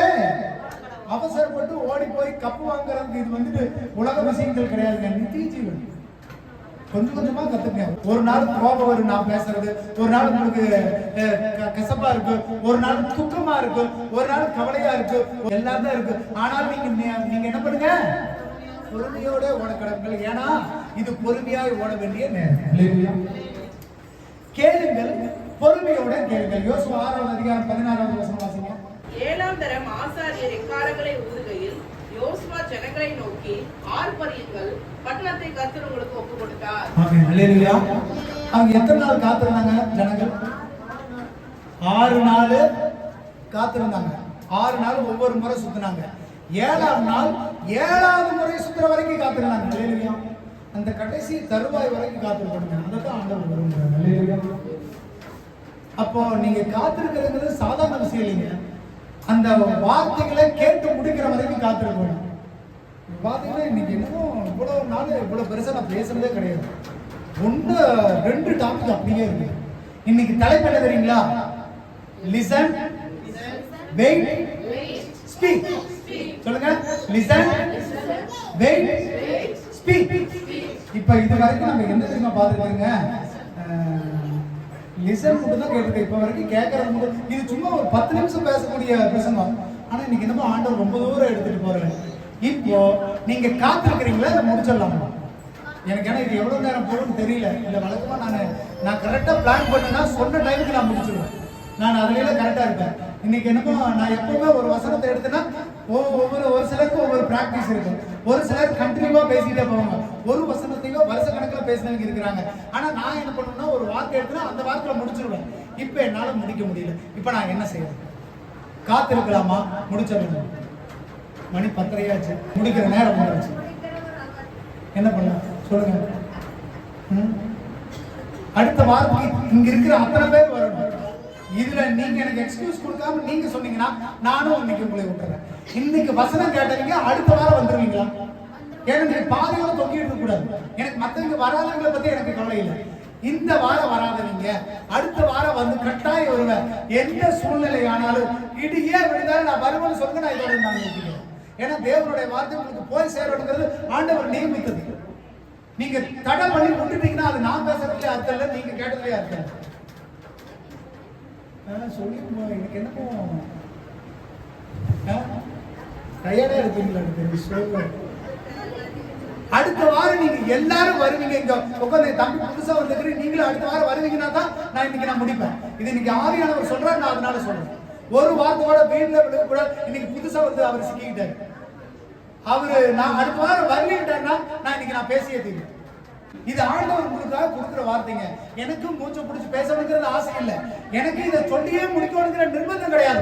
நீங்க கேட்க தயாரா இருக்கிறீங்களா? ஏன்னா யோசுவா நினைச்சிருந்தா 10 பேர் போய் படுத்திருக்கலாம். லட்சக்கணக்கான பேருக்கு 40 பேர் வராம தெரியாது. லட்சக்கணக்கான பேருக்கு 40 பேர் சத்தம் போட்டு தெரிஞ்சிருக்காது. ஆனால் யோசுவா கொடுத்த கட்டளை மக்கள் கேட்டார்களா இல்லையா? எதிரோ இருந்து விழுந்ததா இல்லையா? அவங்க கானானுக்குள்ள போனதுங்களா இல்லையா? அப்ப நீங்க கானானுக்குள்ள போடு, நித்திய ஜீவனுக்குள்ள போகணும். ஆண்டவர் நடத்துறதுக்கு நம்ம விட்டு கொடுக்கணும். எப்ப பரிசுத்த ஆவியானவர் நீங்க விட்டு கொடுக்கறீங்களோ அப்பவே உங்க வாழ்க்கை ரெண்டாக மாறும். இன்னைக்கு நான் சொல்றதுக்காக இல்ல, பரிசுத்த ஆவியானவர் சொல்றாருன்னு நீங்க கேட்டு ஆமான்னு தலையை அசைச்சிட்டீங்க. இன்னைக்கு இந்த நாள் உங்க வாழ்க்கை ஆண்டவர் மாற்றம் உள்ளவராக இருக்கிறார். கரெக்டா தட்டு தேவனுடைய நாமத்தை முதலாவது என்ன இருக்குங்க? லிசன், கேளுங்க. அந்த கேட்பதற்கு பொறுமையோட காத்திருங்க. அல்லேலூயா. இரண்டாவது பேசாமல் இருங்க. இப்பதான் அடுத்த ஸ்டேஜுக்கு வரோம். யோசுவா சொல்றாரு, நீ என்ன பண்ணுங்க? பேசாமல் இருங்க. யோசுவா 6வது அதிகாரம் 10வது வசனம் வாசிங்க. யோசுவா ஜனங்களை நோக்கி, நான் சொல்லும் நாள் மட்டும் நீங்கள் ஆர்ப்பரியாமலும் உங்கள் வாயினால் சத்த காட்டாமலும் நீங்கள் உங்கள் வாயிலிருந்து ஒரு பேச்சு புறப்பட வேண்டாம். ஆர்ப்பரியுங்கள் என்று உங்களுக்கு நான் சொல்லும் நாளிலே ஆர்ப்பரிப்பீர்களாக என்று கட்டளையிட்டிருந்தான். ஆமென். அல்லேலூயா. இப்ப யோசுவா சொல்றாரு, நீ என்ன பண்ணாத? சத்தம் போடாத, வாய் பேசாத, ஆர்ப்பரிக்காத, எதுவும் பண்ணாத. இதுக்கு ஒரு நல்ல உதாரணம் இருக்கு. எடுத்து வாசிங்க. யோவான் 8வது அதிகாரம் 6வது வசனம் வாசிங்க. அவர் மேல் குற்றம் சுமத்துவதற்கான காரணம் உண்டாகும் பொழுதே அவரை சோதிக்கும்படி இப்படி சொன்னார்கள். இயேசுவோ குடித்து வெறுவினால் தரையிலே எழுதினார். ஆமென். அல்லேலூயா. இந்த கதை உங்களுக்கு தெரியுமா? ஒரு வேசியை கையும் களவுமா புடிச்சிட்டு வந்துடுறாங்க. ஆண்டவர் முன்னாடி கொண்டு வந்து நிறுத்துறாங்க. ஆண்டவரே, மோசேயுடைய பிரமாணங்கள் சொல்லப்படுகிறது, வேசித்தனத்தில் பிடிபட்டவளை கல்லெறிஞ்சு கொல்லணும்னு சொல்லி. இப்ப நான் உங்க முன்னாடி கொண்டு வந்து நின்றுக்கிறேன். அந்த வார்த்தை ஆரம்பிக்கும் போதே சொல்லுங்க, இயேசுவை குற்றம் பிடிப்பதற்காக கொண்டு வந்து நிறுத்தினாங்களா? அப்ப ஆண்டவர் பேசியிருந்தா அந்த நேரத்துல என்ன ஆயிருக்கும்? ஒரு சண்டை வந்திருக்கு, ஒரு சச்சரவு வந்திருக்கு. ஆனா ஆண்டவர் எதுவும் பேசாம குமிஞ்சு தரையில எழுதிட்டு இருந்தாரு. அல்லேலூயா. நிறைய நேரத்துல பேசாமல் இருப்பது நமக்கு ஏற்றது இல்லையா? தேவையில்லாம பேசிக்கிட்டு இருக்கிறதா நிறைய பிரச்சனைகளுக்கு காரணம். அப்ப இன்னைக்கு நீங்க என்ன பண்ணுங்க? பேசாமல் இருங்க. இல்லையா? இப்ப ஆண்டவர் என்ன பண்றாருங்க? பேச ஆண்டவர் சொல்றாரு. ரொம்ப நேரம் அவரை நச்சரிச்சுக்கிட்டே இருக்கும்போது ஆண்டவர் பார்த்து சொல்றாரு, நீ உண்மையில யாருக்கு குற்றம் இல்லைன்னு நினைக்கிறியோ முதலாவது ஒரு கல்லை எடுனாரு. அதுக்கப்புறம் எவனாவது கல் எடுத்தானா? எல்லாம் எடுக்க முடியல. நிறைய பேர் வாயை கிளறுவாங்க. குடும்பத்துல பிரச்சனை வரும், வேலை செய்யற இடத்துல பிரச்சனை வரும், சபைக்குள்ள பிரச்சனை வரும். இன்னைக்கு நான் சபைக்குள்ள கேட்டேன், நான் பேசட்டுமா வேண்டாமா? ஒருத்தர் பேசு, ஒருத்தர் பேசாதீங்கன்னு சொல்லும் போது வெளியே போனா அவங்க 2 பேருக்குள்ள என்ன வரும்? உதாரணத்துக்கு இஸ்ரவேல் பேசுங்க, ராவில ஏங்க 10:30 மணிக்கு நான் போனா தான் சாப்பாடு பண்ணி கொடுக்க முடியும். அவர் எதுக்கு நீங்க பேச சொன்னீங்க அப்படின்னு அவங்க மனசுக்குள்ள பேச வேண்டாம்னு நினைச்சிருந்தா வீட்டுக்கு போனது என்ன வரும்? இப்ப இயேசு சொல்றாங்க, மோசே பிரமாணத்துல எழுதிட்டாரு கல்ல அடிச்சு கொல்லணும். இப்ப நீங்க என்ன சொல்றீங்க? இப்ப ஏசு கல்லுல அடிக்காதப்பா, அடிக்க கூடாதுன்னு சொல்லியிருந்தா அந்த இடத்துல என்ன வந்திருக்கும்? நிறைய நேரங்கள்ல பேசாம இருக்கிறது நல்லது. இன்னைக்கு ஒருவேளை நான் கேட்டு நான் 12 கேட்டு நீங்க எல்லாம் பேசாம இருந்தீங்கன்னா என்ன நடந்திருக்கும்? எனக்கு குழப்பம் வந்திருக்கு. பேசாம இருந்த நிறைய இடத்துல வேண்டாங்கிறது தான் பேசாம இருக்குன்னு நினைக்கிறேன். பொண்ணு பார்க்க போடும்போது பொண்ணு பேசாம நின்றுகிட்டே இருக்கு. எப்ப மாப்பிள்ளை பிடிச்சிருக்குதா, மாப்பிள்ளை பிடிச்சிருக்குன்னு சொன்னா பொண்ணு பேசவே பேசாது. அப்ப பக்கத்துல இருக்கிறவங்க என்ன சொல்லுவாங்க? ஒரு வயசான அம்மா மௌனம். இங்கெல்லாம் அப்படி எடுத்துக்க முடியாது. இல்லையா? நீங்க அமைதியா இருந்தா எனக்கு தெரிஞ்சிடும். நான் சின்ன பையன்ல இருந்து உங்களை பார்த்துக்கிட்டா இருக்கா இல்லையா, உங்க முகம் மாறிச்சுனாலே எனக்கு தெரியும் நான் பேசலாமா வேண்டாமான்னு சொல்லுங்க இல்லையா. ஆனா சந்தோஷம், நீங்க சந்தோஷமா சொல்றீங்கன்னு சொல்லி சீக்கிரம் முடிச்சிடலாம் இல்லையா. இப்ப ஆண்டவர் மௌனமா இருந்தார், இயேசுவே மௌனமா இருந்தாருங்க. உங்களால மௌனமா இருக்க முடியுமா? முடியாது. கணவன் கோபப்பட்டா மனைவி மௌனமா இருக்க முடியுமா? முடியாது. மனைவி கோபப்பட்டா கணவன் மௌனமா இருக்க முடியுமா? முடியாது. பிள்ளைகள் சத்தம் போட்டா அப்பா அம்மா மௌனமா இருக்க முடியுமா? முடியாதா? அப்பா அம்மா சத்தம் போட்டா பிள்ளைங்க மௌனமா இருக்க முடியுமா? முடியாதா? வேலை செய்யற இடத்துல திடீர்னு ஆபீசர் வந்து பயங்கரமா கத்துறாரு, கதிர்வேலையா நீங்க ஏன் வந்துட்டு நல்லா பார்க்க மாட்டேங்கிறீங்க, வேலை ஏன் சரியில்லை அப்படின்னு சத்தம் போட்டா திடீர்னு எதிர்த்து சண்டை போட முடியுமா? உன் அதிகாரிகளுக்கு நீ என்ன பண்ற? அமைதியா இருக்க வேண்டிய நேரத்துல அமைதியா இருக்கணும். அமைதி இல்லாம சத்தம் போட்டா அடுத்த நிமிஷம் உங்களை அந்த வேலையில உட்கார வைக்கிறதுக்கும் தூக்கறதுக்கும் அந்த அதிகாரிக்கு அதிகாரம் உண்டா இல்லையா? மௌனமாய் இருங்க, வாயை திறந்து பேசாதீங்க. அந்த வாயை திறந்து பேசுறதுல 3 கேட்டகரி யோசுவா சூப்பரா பிரிச்சுட்டாரு. நான் உன்னை ஆர்ப்பரிக்காதீங்கன்னு சொன்னதுனால நீ என்ன பண்ணுவாங்க, உங்களை ஜெபிக்காதீங்க பாடாதீங்கன்னு சொன்ன உடனே சரி மத்த நாயும் பேசலாமே, ஜாலியா வேற நாய் தான் சர்ச்சுக்குள்ள பேசிக்கிட்டு இருக்கலாம். அப்ப என்ன பண்ணாங்க, வீண் வார்த்தைகளை அளப்பாதீங்க, வீண் வார்த்தைகளை பேசாதீங்க, வாயை திறந்து கூட நீ சொந்த விஷயத்தை கூட பேசாதீங்க. அப்ப நிறைய காரியங்களை பேசாமல் இருப்பது நல்லது. அப்ப அந்த ஸ்திரீ கை கலமா பிடிச்சாச்சு, இயேசுவை குற்றப்படுத்துவதற்கு வந்து நின்னாச்சு. இப்ப சொல்றாரு கல்ல போடலாமா வேண்டாமா? இயேசு ஒரே வார்த்தை சொன்னாரு. இயேசு மாதிரி ட்ரிக்கா உங்களுக்கு பேச தெரியுமா? இயேசு மாதிரி பேசுற அளவுக்கு நமக்கு புத்தி இருக்குதா? நம்ம ஏதாவது பேசுனா நம்மள எச்ச சண்டைக்கு தான் நம்ம பேச வாய் கொடுப்போம். நமக்குலாம் ஞானமா பேச தெரியாது, நமக்குலாம் பொறுமையா பேச தெரியாது. நம்ம எதையாவது பேசி சண்டையை எச்சா வழுக்குதான் செய்வதா, நமக்கு பொறுமையா பேசுறதுக்கு ஞானம் இல்லை. ஆனா ஆண்டவர் ஒரே வார்த்தை சொல்றாரு, உன்னில பாவம் இல்லாதவன் முதலாவது கல்லை எடுத்து எரிய கடவுன. திரும்பி பார்த்தா ஒருத்தரையும் காண. பேசினா அப்படி பேசி படாங்க, இல்லைன்னா என்ன பண்ணுங்க, பேசாமையே விட்டுருங்க. நீங்க பேசி பேசி குடும்பத்துக்குள்ள சண்டை வர்றது பதிலா பேசாம இருங்க. அநேக நேரத்துல நம்ம சண்டை வர்றது குடும்பத்துக்குள்ள சண்டை வருது தேவையில்லாம பேசுறதுனால. கொஞ்ச நேரம் சண்டை போடாம ஒதுங்கி போயிருங்க. பிள்ளைகள்கிட்ட சண்டை, வேலை செய்கிற இடத்துல சண்டை, 3வது சபைக்குள்ளேயே நிறைய நேரங்கள்ல சண்டை, நிறைய நேரங்களே வாக்குவாதம். எத்தனையோ பேர் இன்னைக்கு வரவங்க நாளைக்கு சபைக்கு வர்றதில்ல. காரணம் என்னங்க, பாஸ்டர் பேசுறது பிடிக்கிறது இல்ல, விசுவாசிங்க பேசுறது பிடிக்கிறது இல்ல, அவர் பேசுறது பிடிக்கிறது இல்ல. தேவையில்லாத தர்க்கங்கள், தேவையில்லாத சண்டைகள். ஏன் நீங்க வாயை திறந்து பேசுங்க. சபைக்குள்ள வந்துட்டு தேவையில்லாத விஷயங்களை பேசாதீங்க. இப்ப நான் ஒரு சஜஷன் கேட்கிறேன், சபையை காலையில 8 மணிக்கு ஆராதனை வச்சுக்கலாமா? ஒருத்தர் 8:30ங்கிறார், ஒருத்தர் 8:45ங்கிறார், ஒருத்தர் 9 மணிக்குங்கிறார். கடைசியா அது எதுல போய் முடியுது? எங்க போய் முடியும்? சண்டையில போய் முடிஞ்சா என்ன பிரயோஜனம்? அப்ப சபைக்குள்ள பேசுறது ஒரே வார்த்தை தான் இருக்கு. பரிசுத்த ஆவியானவர் முன்னாடி சண்டை போடாதீங்க. இதை நான் உங்களுக்கு கற்றுக் கொடுக்கிறேன். பேசுவது நானா இல்ல பரிசுத்த ஆவியானவரான உங்களால கண்டுபிடிக்க முடியுமா? முடியாதா? இன்னைக்கு நான் தெரியாம கேட்கிறேன், தயவா கேட்கிறேன், இதை நீங்க சொல்லுங்க. இல்லைன்னா உங்களுக்கு எப்படி கண்டுபிடிக்கிறது நான் சொல்லி கொடுக்குறேன். எத்தனை பேர்த்தால கண்டுபிடிக்க முடியும்? நான் இதை நேரடியா கேட்கிறேன், இல்ல தனிப்பட்ட முறையில் உங்கள்கிட்ட போன்ல கேட்கிறேன். இந்த ஞானம் உங்களுக்கு இருக்குதா இல்லையா? இதை உங்களால புரிஞ்சு கொண்டுக்கிட்டீங்கன்னா சபைக்குள்ள உங்களுக்கு மன கஷ்டம் வராது, சபைக்குள்ள கசப்பு வராது, சபைக்குள்ள போட்டி வராது, சபைக்குள்ள பொறாமை வராது. ஆவியானவர் பேசுறாரா மனுஷன் பேசுறாரா நீங்க பிரிச்சு பாத்துட்டீங்கன்னா நீங்க எப்பவும் சந்தோஷமா இருப்பீங்க. எப்பவும் சபைக்குள்ள ஒரு நிம்மதி இருக்கு, சபைக்குள்ள சஞ்சலம் இருக்காது. அதை நீங்க கேட்டுக்கொள்ளுங்க. இல்லைன்னா நான் எப்படி கேட்கறது நான் கற்றுக் கொடுக்குறேன். ஒரு மனுஷன் பேசும்போது அது பரிசுத்த ஆவியானவர் பேசுறாரா நான் பேசுறேன் சுகீந்திர பேசுறேன்னு உங்களால கற்றுக்கொள்ள முடியும். அதை கேட்டுக்கொள்ளுங்க, நீங்க பிழைப்பீர்கள். அப்ப முதலாவது என்னங்க, கேளுங்கள். 2வது பொறுமையோட காத்திருங்கள். பொறுமையோட காத்திருக்கும் பொழுது நீங்க என்ன பண்ணக்கூடாது? பேசக்கூடாது. அப்போ இந்த இடத்துல நீங்க காத்திருக்க வேண்டிய நேரத்துல காத்திருங்க. 3வது வந்துட்டோம். இப்ப நீங்க என்ன பண்ணுங்க? ஸ்பீக். சொல்லுங்க, பேசுங்கள். உங்களுக்கு பேசுவதற்கான நேரம், சமயம், சந்தர்ப்பம் வந்தாச்சு. சாட்சி சொல்லும் பொழுது எந்திரிச்சு அப்படியே நின்றுகிட்டு இருந்தா பாஸ்டருக்கு தெரியுமா, பரிசுத்த ஆவியானவருக்கே தெரியுமா என்னங்கிறது தெரியல. ஏன்னா நீங்க செகண்ட் போக உங்க மைண்ட மாத்துறீங்களே. இந்த சாட்சி சொல்லலாம்னு எந்திரிப்பீங்க, ஆனா பேசி முடிக்கும் போது ஒரு பாட்டு பாடி ஒரு பிரசங்கம் பண்ணி எங்கேயோ சுத்தி எங்கேயோ கொண்டு போய் முடிப்பீங்க. பரிசுத்த ஆவியானவரே கன்ஃபியூஷன் ஆயிடுவாரு. நீங்க என்ன பேசுறீங்க அவருக்கே தெரியாது. வேதாகமத்துல சொல்லப்படுகிறது, நீ பேசுவதற்கு முன்பாக உள்ளத்துல இருக்கிறத நான் கண்டுபிடிச்சிட்டேன். நிறைய நேரத்துல ஆண்டவருக்கு கன்ஃபியூஷன் ஆயிரு. நீங்க என்ன பேச வர போறீங்க மனசுல வந்து நினைச்சிட்டு இருப்ப, எந்திரிச்சு பேசும்போது எதையோ பேசி உலகி தள்ளிடுவோம். அதனால 2வது பேசாம இருங்க. 3வது என்ன பண்ணுங்க, நீங்க இப்போ பேசுங்க. அல்லேலூயா. இப்ப நான் பேசலாமா வேண்டாமா? முடிக்க போறேன். அல்லேலூயா. அப்ப பேசுங்க. யோசுவா 6வது அதிகாரம் 16வது வசனம் வாசிங்க. ஆசாரியர் எக்காளங்களை ஊதுகையில் யோசுவா ஜனங்களை நோக்கி, ஆர்ப்பரியுங்கள், பட்டணத்தை கர்த்தர் உங்களுக்கு ஒப்புக் கொடுத்தார். ஆமென். அல்லேலூயா. அல்லேலூயா. It's a time to shout. சொல்லுங்க. இப்போ நீங்க ஆர்ப்பரிக்கான நேரம். பேசுறதுக்கு இல்ல, சுகுசுகு பேசுறதுக்கு டைம் இல்ல. இப்போ என்ன டைம் உங்களுக்கு? அல்லேலூயா. இது என்ன? இது ஆர்ப்பரிப்பு. அல்லேலூயா. ஆர்ப்பரிக்கிறது வேற, பேசுறது வேற, நீங்க வந்துட்டு சத்தம் போடுறது வேற. இப்ப ஆண்டவர் உங்களை ஆர்ப்பரிக்க சொல்றார். முழு பலத்தோடு போய் சண்டை போடுங்கள். எப்படி? முழு பலத்தோட போய் பிள்ளைகளை அடியுங்கள். முழு பலத்தோட போய் பக்கத்து வீட்டுக்காரர் முடிய புடிச்சு ஆட்டுங்கள். இதுக்கெல்லாம் எவ்வளவு சத்து வருது.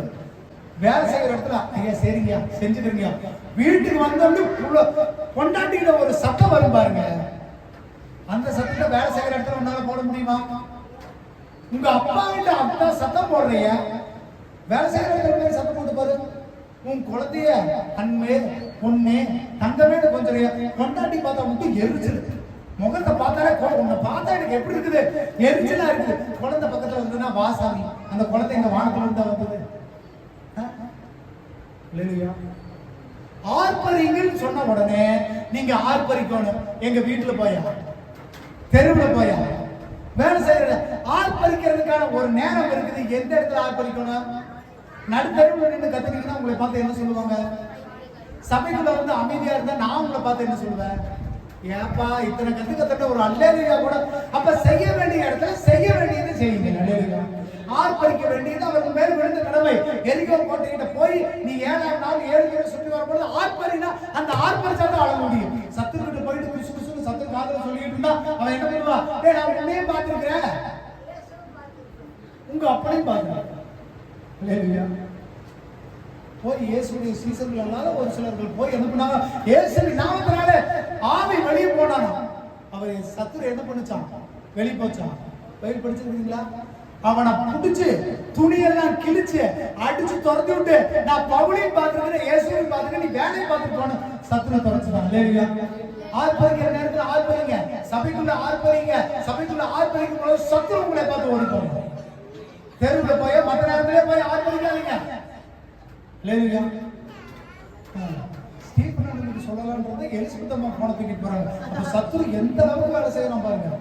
நீங்க கேட்கிற பகுதியை நீங்க கேட்டுட்டீங்க, பேசக்கூடாதுங்கிற பகுதியை கேட்டுட்டீங்க, போன சைலண்ட்ல போட்டீங்க. அம்மா அந்த அம்மா வருஷம் ஃபுல்லா 60 வயசு வரைக்கும் ஆமா ஆமான்னு கேட்டு போன தூக்கிட்டு வெளியே வரும். அப்ப சத்துருக்கு எவ்வளவு ஈஸி பாருங்க, எவ்வளவு லகு பாருங்க. என்ன முக்கிய பிரசனம் பண்ணாலும் என்ன பேசினாலும் ஒரு ரிங்கு போதும் பாருங்க. உங்களை மாற்றுறதுக்கு fraction of second போகும். அதை மாற்ற வேண்டியது போன வாரம் நான் சொன்னேன். பரலோக ராஜ்யம் அங்கே என்று இங்கே என்று தேடாதீர்கள். அது எங்க இருக்குது? அந்த போனை எடுக்கலாமா வேண்டாமாங்கிறது உங்க இறுதியை முடிவு பண்ணணும். நான் இல்லை, இயேசுவே பண்ண முடியாதான்னு தெரியுது. நீங்க எடுக்கிற முடிவு தான் அதை செய்யலாமா வேண்டாங்கிறது. இன்னைக்கு சொன்ன மாதிரி லாஸ்ட் சான்ஸாவே இருந்துட்டு போகுது. ஒன்னும் 3வது டாபிக் முடிக்கல. அதனால இன்னைக்காவது கேட்டுங்க. இனிமேலாவது என்ன பண்ணாதீங்க. இது ஒரு நல்ல பழக்கம். எந்த சபைக்கு போனாலும் இதை கேட்டு கற்றுக்கொள்ளுங்க. அல்லேலூயா. இப்ப 3வது டர்ன் நீங்க என்ன பண்ணுங்க? பேசுங்கள். 1 சாமுவேல் 4வது அதிகாரம் 5வது வசனம் வாசிங்க. கர்த்தருடைய உடன்படிக்கை பெட்டி ஆலயத்திலே வருகிற போது இஸ்ரவேலர் எல்லாரும் பூமி அதிரத்தக்கதாக மகா ஆர்ப்பரிப்பாய் சத்தமிட்டார்கள். அல்லேலூயா. அவங்க பண்ணின ஆர்ப்பரிப்புல என்ன ஆயிடுச்சாமா? அப்படிலாம் ஆர்ப்பரிச்சுனாதீங்க. பழைய கட்டத்தை நினைக்குது. நான் நிறைய நேரங்களை காத்தடிக்கும் போது உள்ள எனக்கு பயமா இருக்கு. வெளியே நின்று அந்த ரோட்ல நின்று இந்த ரைட் சைட பாருங்க சர்ச் எப்படி இருக்குன்னு நமக்கே பயமா இருக்கும். இந்த சர்ச்சுக்குள்ளதான் 30 வருஷமா ஆராதிக்கிறோமா? செபம் முடிஞ்சது என்னைக்காவது அந்த ரோட்ல போகும்போது அங்க நின்று பார்த்து பாருங்க. இந்த ரைட் சைட பாருங்க, உங்களுக்கு தெரியும். ஜோப் பண்ணிக்கொள்ளுங்க. ஆண்டவர் சீக்கிரம் நமக்கு புதிய சபையை தருவார். அல்லேலூயா. எப்ப 30 வருஷமா இந்த கப்பிக்கல்ல அழிஞ்சு போச்சுங்க. அல்லேலூயா. கப்பிக்கல்ல எங்கேயாவது நீங்க பார்த்துட்டு இருக்கிறீங்களா? கப்பிக்கல்ல அழிஞ்சு போன காலத்திலேயே அது கட்டின சபையில நம்ம ஜெபம் பண்ணிட்டு இருக்கோம்னா அது ஆண்டவருடைய சுத்த கிருபை. அல்லேலூயா. நம்ம பண்ற ஆர்ப்பரிப்புல எரிகோ கோட்டை விழுந்துதான் நம்மளுடைய சபை ஆண்டவர் இன்னும் நிலைச்சு நிக்க பண்ணிட்டு இருக்கிறார். அல்லேலூயா. சீக்கிரம் ஜெபம் பண்ணிக்கங்க. பட்டா கிடைக்கணும், சபை கட்டப்படணும். அல்லேலூயா. இப்ப இவர்கள் பண்ணன ஆர்ப்பரிப்புல பூமி அதிர்ச்சமா பக்கத்து ஊர்காரங்க கேக்குது, என்னப்பா இவர்களுடைய சத்தம்னு. அப்ப சொல்றாங்க, உடன்படிக்கை பெட்டி ஊருக்குள்ள வந்துருச்சு, அதனாலதான் இவர்களுடைய சத்தம். அல்லேலூயா. இந்த உடன்படிக்கை பெட்டிக்குள்ள என்ன இருந்தது? இது தனி டாபிக். இந்த வசனம் எடுக்கும்போது ஆண்டவர் எனக்கு உணர்த்தினார். இன்னொரு நாள் பேசுறேன். உடன்படிக்கை பெட்டிங்கிறது தேவனுடைய ஆலயத்துக்கு சமமாக இருக்கு. அதுக்குள்ள வந்துட்டு மண்ணாங்கிற வார்த்தை இருந்தது. ஆதாமுடைய துளித்து போல ஒரு ஊழியர் நின்னா. அதுக்கப்புறம் என்ன இருந்ததுங்க? கற்பனை கட்டளைகள், நீங்க கடைபிடிக்க வேண்டிய வார்த்தைகள் உள்ளது. அப்ப உடன்படிக்கப்பட்டிங்கிறது தேவனுடைய சபை. உடன்படிக்கப்பட்டு எங்க வந்ததோ அப்ப மிகப்பெரிய ஆர்ப்பரிப்பை கொடுத்தார்கள். தேவனுடைய சபைக்குள்ள வரும் பொழுது முழு உள்ளத்தோடும் முழு ஆத்மாவோடும் சோர்வா இருக்காதீங்க, வசதியா இருக்காதீங்க, பலவீனமா இருக்காதீங்க, வேறு சிந்தனையில இருக்காதீங்க. உங்களுடைய முழு பலத்தோட ஜெபிக்கிறதுக்கு தான், ஆர்ப்பரிக்கிறதுக்கு தான் இந்த இடத்துல வந்திருக்கிறீங்க. அப்படி வரும் பொழுது ஆர்ப்பரின்னு சொல்லும் பொழுது அல்லேலூயா சொல்ல கூட நீங்க சத்தம் வாங்க. ஆர்ப்பரிக்க வேண்டிய நேரத்தில் நீங்கள் ஆர்ப்பரிங்கள். அதுதான் உங்களுடைய எரிய கோட்டையை விழுவதற்கு அது சமமாக இருக்கும். அல்லேலூயா. சங்கீதம் 47ஆம் அதிகாரம் 1ஆம் வசனம். சகல ஜனங்களே கைகொட்டி தேவனுக்கு முன்பாக கண்ணீர் சத்தமாய் ஆர்ப்பரியுங்கள். ஆமென். அல்லேலூயா. சகல ஜனங்களே யாருக்கு முன்னாடி ஆர்ப்பரிங்க? தேவனுக்கு முன்பாக. தேவனுக்கு முன்பாக ஆர்ப்பரிங்க. அல்லேலூயா. ஆர்ப்பரிக்கிற நேரத்தில் நல்லா கை தட்டி பாடுங்க. ஒருத்தரே பாடி பாடி எனர்ஜி போய் டயர்டாகி கொடுத்துருக்க. மைக் இருந்தாலும் பாடணும், மைக் இல்லைனாலும் பாடணும். உங்களுக்கு தான் பாட்டு டிஸ்பிளேல வருதுல, கத்துக்கிட்டு பாடுங்க. ஆண்டவரை துதிங்க, ஆண்டவரை ஆராதிங்க, ஜெபிங்க. இருக்கிறது 2 மணி நேரம். அந்த 2 மணி நேரத்துக்கு கூட உங்களால சத்தத்தை உயர்த்தி ஜெபிக்க முடியாதா? உங்களால ஆர்ப்பரிக்க முடியாதா? அப்புறம் எப்படி எரிக்க கோட்டை உங்களை விட்டு விழுகும்? சத்தம் போடுற நேரத்தில் சத்தம் போடுங்க, பேசுற நேரத்தில் பேசுங்க. யோவான் 12ஆம் அதிகாரம் 13ஆவது வசனம். பிடித்துக்கொண்டு அவருக்கு எதிர்கொண்டு போகும்படி புறப்பட்டு, ஓசன்னா, கர்த்தருடைய நாமத்தினாலே வருகிற இஸ்ரவேலின் ராஜா ஸ்தோத்திரிக்கப்பட்டவர் என்று ஆர்ப்பரித்தார்கள். அல்லேலூயா. அல்லேலூயா. நம்மளோட டியூட்டியே என்னங்க? குருத்தோலை பிடிச்சிட்டு இயேசுவுக்கு முன்னாடி போய் அவர்கள் ஆர்ப்பரித்தார்கள். அல்லேலூயா. இந்த ஆர்ப்பரிப்பு இன்னைக்கு ஆண்டவர் எனக்கு நிறைய விளக்கங்களை கொடுத்தாரு. நம்ம இங்க நின்று ஆண்டவரை துதிச்சு சபைக்குள்ள வந்து ஆர்ப்பரிப்பது மிக முக்கிய கடமை. ஏன் எடுத்து வாசிங்க. வெளிப்படுத்தல் 7ஆம் அதிகாரம் 10ஆவது வசனம் வாசிங்க. அவர்கள் மகா சத்தமிட்டு, ரட்சிப்பின் மகிமை சிங்காசனத்தின் மேல் வீற்றிருக்கிற எங்கள் தேவனுக்கும் ஆட்டுக்குட்டியானவருக்கும் உண்டாவதாக என்று ஆர்ப்பரித்தார்கள். அல்லேலூயா. இது எங்க ஆர்ப்பரிச்சாங்க? 9ஆவது வசனம் வாசிங்க. பின்பு நான் பார்த்தபோது, இதோ சகல ஜாதிகளிலும் கோத்திரங்களிலும் ஜனங்களிலும் பாசைக்காரர்களிலும் இருந்து வந்ததும் ஒருவனும் எண்ணக்கூடாததுமான திரளான கூட்டமாகிய ஜனங்கள் வெள்ளை அங்கிகளை தரித்து தங்கள் கைகளில் குருத்தோலைகளை பிடித்து சிங்காசனத்திற்கு முன்பாகவும் ஆட்டுக்குட்டியானவருக்கு முன்பாகவும் நிற்க கண்டேன். ஆமென். அல்லேலூயா. ஃபர்ஸ்ட் குருத்தோலை பிடிச்சவங்க எங்க பிடிச்சு ஆர்ப்பரிச்சாங்களா? இயேசு வர்றாரு, அவர்கிட்ட ஆர்ப்பரிச்சாங்க. அங்க யாரெல்லாம் ஆர்ப்பரிச்சாங்களோ அவங்கள பரலோகத்துல வெள்ளங்கி போட்டு ஆண்டவருடைய முன்பாக குருத்தோலை பிடிச்சு எண்ணற்ற ஜனங்கள். அந்த எண்ணற்ற ஜனங்களை நீங்க ஒருத்தரா இருக்கணும்னு விருப்பப்படுறீங்களா இல்லையா?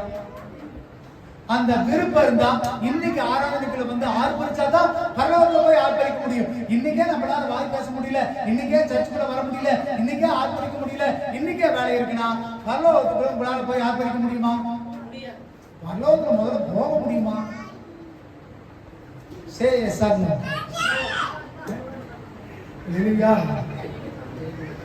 சபைக்குள்ள ஆர்ப்பரித்து பழகுங்கள். அப்போ இந்த நாட்களை நீங்க கற்றுக்கொள்ள வேண்டியது என்னன்னா, நீங்க பேச வேண்டிய நேரத்துல என்ன பண்ணுங்க? நீங்க இன்னைக்கு ஆர்ப்பரிச்சு இன்னைக்கு குருத்தோலை எடுத்து ஆண்டவர் முன்னாடி ஆர்ப்பரிக்கலைன்னா பரலோக ராஜ்யத்துல இதே வேலை தான் நடக்க போகுது. ஒரு கூட்ட மக்கள் வெள்ளைக்கு தெரிந்தவர்களை அங்க போய் ஆர்ப்பரிக்க தான் போறாங்க. இன்னைக்கு ஆர்ப்பரிக்க முடியல, அங்கேயும் உங்களால என்ன பண்ண முடியாதுங்க?